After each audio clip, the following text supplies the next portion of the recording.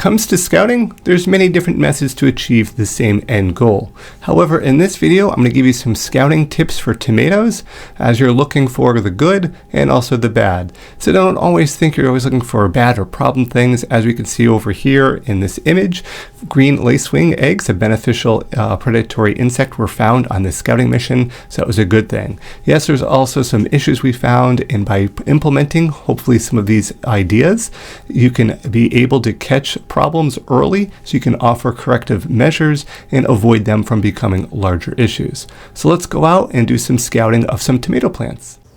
All right, so here we're going to look at scouting for tomatoes. Now here, of course, we're looking at a high tunnel, but these scouting techniques are not unique just to high tunnels. High tunnels are going to be where you're going to start early, you're going to have more time investment, so you definitely want to be doing some specific scouting for your high tunnels as well as your traditional outdoor crops. And the reason why I'm here on the outside looking at our edge row here is this is a really important area to start your scouting. We see a roadway here you might be driving by. That can be a very quick way to just check on everything, make sure the end walls are up, make sure the plastic is on and things like that. But we also want to focus on the plants. We want to make sure they're all upright. These are just some of the basics. So if there's something wrong, we want to catch that early. But we also want to be scrutinizing these plants individually. And when I say individually, I'm not looking at every single plant, but we want to look at some of the specifics of that plant.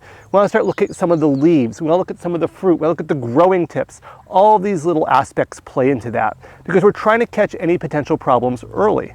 So not only does early identification of problems make it easier to control, it also allows us to plan. It also allows us to be able to reduce the chance of that problem becoming really severe. Now, I'm going to take you through some aspects of scouting and how I tend to go about it. So take these as general guidelines, but we always want to look at different areas. So kind of this row here that's right near the end wall. If you think about it, if an insect is flying around, it's more likely to come in and run into the plants here on the end. So that's usually a good area to start. So while we have things rolled up good for airflow, which is great for humidity and temperature control, this is also an area where insects could come in as well. So we want to be mindful that this is an area we might want to look. We're also looking at the end walls as well. That's another area where insects could be first to come in. Doesn't mean you're always going to find them there, but a good area to start.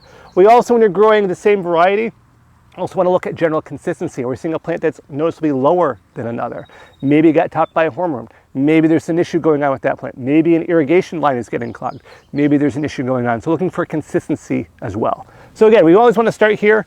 This is very nice on their end walls because it gives you a quick look at a lot of plants. But now let's get into some more of the specifics. Okay, so here we're on the end wall of the high tunnel, or basically the start or end of the rows. So think about if you're outside, this is also a really good area to investigate when you're doing your scouting. Now here we've got this end wall here, yes, another area great for airflow, great for humidity control, but also insects can come in. So this is an area here we actually want to start our scouting. Makes it really easy for the grower because typically this is where your doorway is. You're able to come in and basically start inspecting your plants here. They're more likely to come in contact with maybe an insect or even a potential disease that's coming in. Could also get more chance of wind damage, another thing to consider, because you're not always scouting for diseases and insects. There's also abiotic factors to take into consideration. So we're going to just take a little walk down here in a moment and kind of show you how I go about inspecting these plants. But this applies to both high tunnels, caterpillars, as well as outdoor field-grown row tomatoes, peppers, eggplant, and any other veggie crops you might be growing. All right, so here we are in the high tunnel, and I'm starting at one end here, just like we saw at the end wall. Good area to start inspecting. So these plants here, good area to go through inspect. Look at one row, look at another row. Now I say inspect every plant, doesn't mean you're scrutinizing every single plant, but take a couple steps. You want to look lower on the canopy and work your way up.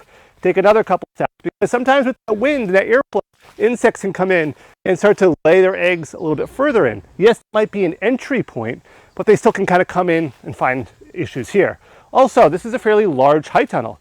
There could be soil differences. So it could be wetter at one end of the field, drier at another end. There might be a little bit of a raised portion. There could be a sandy portion that comes in. All these different kind of factors come into play. When we're looking at our plants, here we're seeing plants that are being harvested. We're seeing they're pruned up from the bottom, which is great. We're looking at those leaves. We're looking at those lower leaves, also working your way up. Now, of course, it's a little hard to inspect the leaves at the way top, but we're just looking at where's that coloration difference? Is there a change? Are we noticing anomalies? Are there different varieties being grown? You might see differences between one variety and another variety. These are all things to kind of take into consideration and look for. I'm going to take you through one plant, kind of give you a little bit of an idea here of how to inspect a single one, but just gives you an idea of kind of taking that broader perspective, zooming in and kind of getting, the more you do it, the better you'll get at it, because it has to be done relatively quick because you're trying to inspect all the different growing areas that you have. Okay, when we're inspecting our plants, we're not always looking for bad things. Here is an advantage of seeing and finding some beneficial insects. If you look very closely at this leaf right here, so as we zoom in, you can kind of see these are little tiny white dots, look like they're elevated from the leaf surface, and those are basically green lacewing eggs that we see there. So this is a sign where you're going through inspecting your plants, sign that you have some beneficial insects in the area. So this is a good thing. When you're scouting, this is a good identification to make. You know you've got some natural predators in the area, so they're hopefully going to be able to help regulate some of the insects and negative pest insects that you might have with this just natural insect that you have to control those pests. Great idea when we're looking at trying to reduce the use of insecticides. Great idea here when we're looking at trying to naturally control pests that might be invading our high tunnel or field.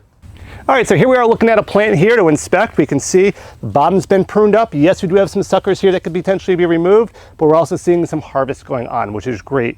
When we're looking at leaves, we're looking for consistency. Sometimes we see a little bit of yellowing that might occur. Could be magnesium deficiency, not major here, so not of concern. You're naturally going to get that, particularly when you're doing these high harvest volumes here with the plants that are really going through this summertime heat. You can see though, as we work our way up, most of the tomatoes are looking actually pretty good, except when we get to this truss right here.